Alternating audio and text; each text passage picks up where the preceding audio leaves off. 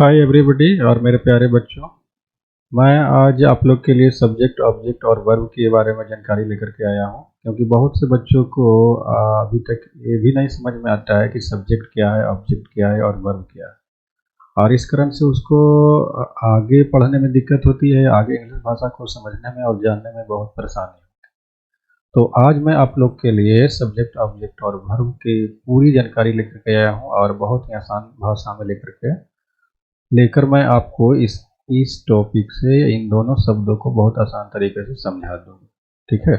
और इस वीडियो के अंत में मैं दो ऐसे ट्रिक आपको बताऊंगा जिसकी मदद से आप दुनिया के किसी भी सेंटेंस से सब्जेक्ट ऑब्जेक्ट को बहुत आसान तरीके से निकाल सकते हैं, या उसमें पता कर सकते हैं कि उसमें कौन सा सब्जेक्ट है और कौन सा वर्ड ऑब्जेक्ट है और कौन सा वर्ब है, ठीक है। तो सबसे पहले हम लोग इन तीन शब्दों के हिंदी में क्या अर्थ होते हैं उसके बारे में हम समझने की कोशिश करते हैं। तो सबसे पहले देखते हैं सब्जेक्ट। सब्जेक्ट का अर्थ हिंदी में होता है कर्ता, विषय और पर्याय। ये तीन अर्थ होते हैं हिंदी में। इन तीनों अर्थों का यूज जो है इंग्लिश भाषा में अलग अलग जगहों पर किया जाता है। अगर मैं किसी भाषा के ग्रामर की अगर बात करूं तो सब्जेक्ट का अर्थ पर्याय होता है। अगर हम जो या हमारे बच्चे जो बहुत से विषय पढ़ते हैं उस विषय को इंग्लिश भाषा में सब्जेक्ट कहते हैं। और अगर प्रशासनिक शब्दों की अगर बात किया जाए तो प्रशासनिक शब्दों में सब्जेक्ट का अर्थ पर्याय होता है, ठीक है। पर्याय वही राजा और प्रजा, ठीक है। इसके बाद अगर हम ऑब्जेक्ट का अर्थ को जानने की कोशिश करें तो ऑब्जेक्ट का अर्थ कर्म होता है और इसका अर्थ एक उद्देश्य भी होता है। कहते हैं ना कि आपके जीवन का ऑब्जेक्टिव्स क्या है, ठीक है। तो जीवन का ऑब्जेक्टिव्स करने का मतलब ये हुआ कि आपके अपने भविष्य के बारे में क्या योजना है, यानी आप आगे क्या करना चाहते हैं, ठीक।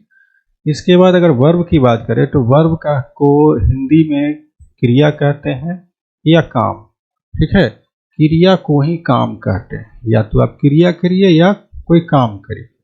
और जब भी आप कोई क्रिया करिएगा या कोई काम करिएगा तो जिसके ऊपर आप काम कर रहे हैं या जिसके ऊपर आप क्रिया करिएगा उसमें कुछ ना कुछ बदलाव होगा, उसमें कुछ ना कुछ परिवर्तन होगा, ठीक है।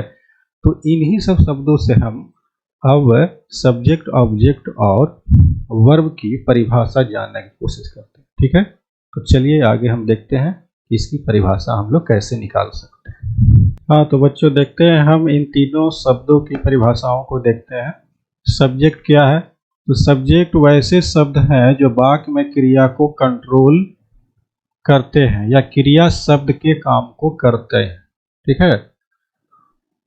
ऑब्जेक्ट किसे कहते हैं? तो ऑब्जेक्ट वैसे शब्द हैं जिस पर सब्जेक्ट कोई काम करता है या सब्जेक्ट के काम करने से सब्जेक्ट के काम करने से जिस शब्द में परिवर्तन या बदलाव होता है वही ऑब्जेक्ट होता है। अगर वर्ब की बात करें तो वर्ब का मतलब काम होता है और वाक्य में जो काम की जाती है या सब्जेक्ट जिस काम को करता है वह वर्ब होता है, ठीक है, वह वर्ब होता है, ठीक है। अब हम एक वाक्य लेते हैं और उस वाक्य में से आपको पूरी तरह से समझ में आ जाएगा कि आखिर वर्ब क्या होता है, सब्जेक्ट क्या हो जाता है और ऑब्जेक्ट क्या होता है, ठीक है। ठीक है बच्चों, तो अब देखते हैं कि यह एक वाक्य है, मेरा भाई आम खाता है, ठीक है। मेरा भाई आम खाता है। तो हम इस वाक्य में पता करने की कोशिश करेंगे या ढूंढने की कोशिश करेंगे कि इस वाक्य में जो उपस्थित शब्द हैं मेरा भाई आम खाता है, तो इसमें 1 2 3 4 और 5 शब्द है। तो इन 5 शब्दों में कौन वर्ब है, कौन ऑब्जेक्ट है और कौन सब्जेक्ट है, ठीक है। तो देखिए, मेरा भाई आम खाता है, ठीक है। यहाँ क्रिया क्या है? खाना। क्रिया क्या हो गया? खाना। क्यों खाना है? क्योंकि खाना का मतलब या क्रिया का मतलब क्या होता है? काम होता है। तो यहाँ कौन सी काम की जा रही है? खाने का काम किया जा रहा है। तो जो भी वाक्य में काम किया जाएगा, ठीक है, वाक्य में जो भी काम किया जाएगा वही क्रिया होगी। क्या होगी? क्रिया होगी। तो यहाँ वाक्य में खाने का काम किया जा रहा है। तो यहाँ जब यहाँ खाने का काम किया जा रहा है तो इस वाक्य में खाना जो हो जाएगा वो क्या हो जाएगा, वर्ब हो जाएगा। ठीक है, तो खाना क्या होगा, वर्ब हो जाएगा। ये पूरा का पूरा वर्ब है, खाता है पूरा वर्ब है। ठीक है, अब देखिए कि इस क्रिया को कौन कर रहा है, खाने की जो क्रिया है या खाने का जो काम है उसको कौन कर रहा है, उसको कौन पूरा कर रहा है, कौन कर रहा है, मेरा भाई कर रहा है। कौन कर रहा है, मेरा भाई कर रहा है। तो यहाँ भाई क्या हो जाएगा, आपका सब्जेक्ट हो जाएगा। क्या हो जाएगा, सब्जेक्ट हो जाएगा। मेरा सब्जेक्ट नहीं है, भाई केवल सब्जेक्ट है। अगर आप इसको ध्यान दीजिएगा तो इसको ध्यान देने से आपका जो है वाक्य गलत बन सकता है। ठीक है, तो केवल आपको ध्यान देना है कि यहाँ सब्जेक्ट क्या है, भाई है। ठीक है, भाई क्यों है, क्योंकि भाई के अनुसार ही आपको वाक्य में वर्ब का यूज करना है। ठीक है, भाई के अनुसार ही आपको सिंगुलर या प्लूरल या एक वचन या द्विवचन की तरह का आपको वर्ब का यूज करना है। ठीक है, तो देखिए यहाँ क्रिया को कौन कंट्रोल कर रहा है, भाई कंट्रोल कर रहा है। ठीक है, क्योंकि खा कौन रहा है, भाई खा रहा है, यानी खाने का काम कौन कर रहा है, भाई कर रहा है। तो भाई क्या हो जाएगा, सब्जेक्ट हो जाएगा। क्लियर है, ठीक है, तो भाई हो गया हमारा क्या, सब्जेक्ट। ठीक है, भाई क्या हो गया, सब्जेक्ट हो गया, भाई सब्जेक्ट हो गया, और ई क्या हो जाएगा, वर्ब हो गया। ठीक है, अब देखिए इस आम को देखिए, ये भाई जो है कुछ काम किया, क्या काम किया, खाने का काम किया। तो जब भाई खाया, जब भाई खाया तो किस में परिवर्तन हुआ, आम में परिवर्तन हुआ, हुआ कि नहीं हुआ। जब भाई ने खाना खाया या भाई जब खा रहे थे तो किस में परिवर्तन हो रहा था, किस में बदलाव हो रहा था, यानी क्रिया का फल किस पर पड़ रहा था। आप लोग बचपन से पढ़ते आ रहा है ना कि क्रिया का फल जिस पर पड़ता है उसको कर्म कहते हैं। ठीक है, तो यही देखिए, यहीं पर आपको पता चलेगा कि मेरा भाई आम खाता है।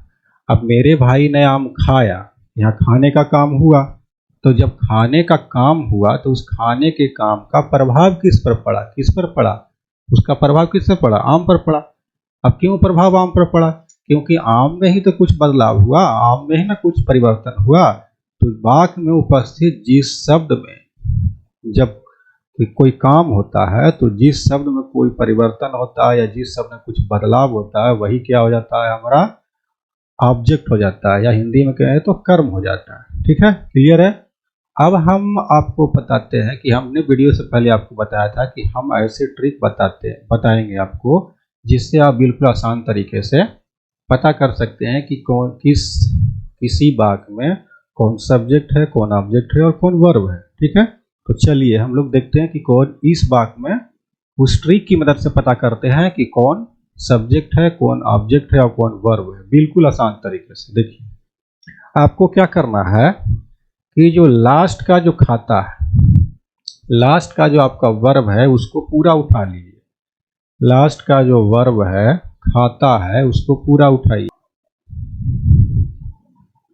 इसको हमने निकाल लिया बाहर, खाता है। ठीक है, अब इस खाता से अगर सबसे पहले हमको निकालना है सब्जेक्ट, इस सब्जेक्ट क्या है, इसमें इस वाक्य में सब्जेक्ट कौन सा है। तो अगर हमको सब्जेक्ट निकालना है तो सबसे पहले क्या कर निकालेंगे कि हम इस वाक्य के वर्ब को अलग कर लेंगे अलग। अब यहाँ पर ही हम लिखेंगे कौन, क्या लिखेंगे, कौन। ठीक है, कौन लिखेंगे। अब हमको एक जवाब मिलेगा, यहाँ पर इस वाक्य के अनुसार ये क्वेश्चन पैदा हुआ। इस क्वेश्चन को आप अपने दिमाग में बोलिए या पता करिए कि इसका आंसर क्या निकलेगा। कौन खाता है, अब इस वाक्य में आइए, कौन खाता है तो क्या जवाब मिलेगा, मेरा भाई खाता है। कौन खाता है, मेरा भाई। मेरा मतलब मैं तो नहीं खा रहा हूँ, मेरा भाई खा रहा है। तो मैं भी सब्जेक्ट नहीं होगा, सब्जेक्ट कौन होगा, भाई सब्जेक्ट होगा। तो भाई के अनुसार ही इस वाक्य में हमको वर्ब का यूज करना है। ठीक है, तो कौन खाता है तो क्या जवाब मिलेगा, भाई। क्या जवाब मिलेगा, भाई खाता है। तो भाई क्या हो जाएगा, हमारा सब्जेक्ट हो जाएगा। ठीक है, भाई क्या होगा, सब्जेक्ट हो जाएगा, भाई सब्जेक्ट हो जाएगा। ठीक है, अब पता करते हैं कि ऑब्जेक्ट क्या होता है। तो ऑब्जेक्ट में भी उसी तरह से यही वर्ब को आपको नीचे लिखना है, खाता है, खाता है।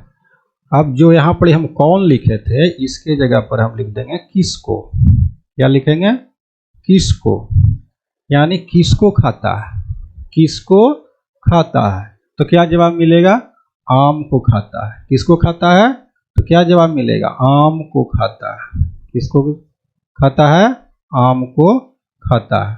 तो इस दो ट्रिक से आप आसानी से पता कर सकते हैं कि सब्जेक्ट कौन है, ऑब्जेक्ट कौन है। ठीक है, तो यहाँ पर हमने देखा कि सब्जेक्ट कौन है, भाई, और ऑब्जेक्ट कौन है, आम। और वर्ब तो आपको पता है कि वाक्य में जो काम किया जाता है, वाक्य में जो काम होगा या किया जाएगा, वही क्या होगा? वर्ब होगा। क्रिया का मतलब काम होता है और वाक्य में जो काम किया जाता है वही क्रिया होती है। बस क्लियर। ठीक है, तो आज के लिए इतना ही, मिलेंगे अगली वीडियो में, तब तक के लिए धन्यवाद।